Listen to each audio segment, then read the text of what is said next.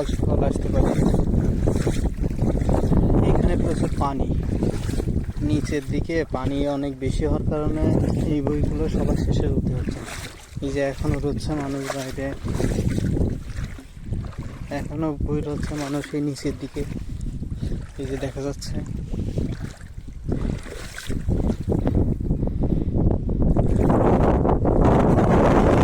এখনো রুইনি,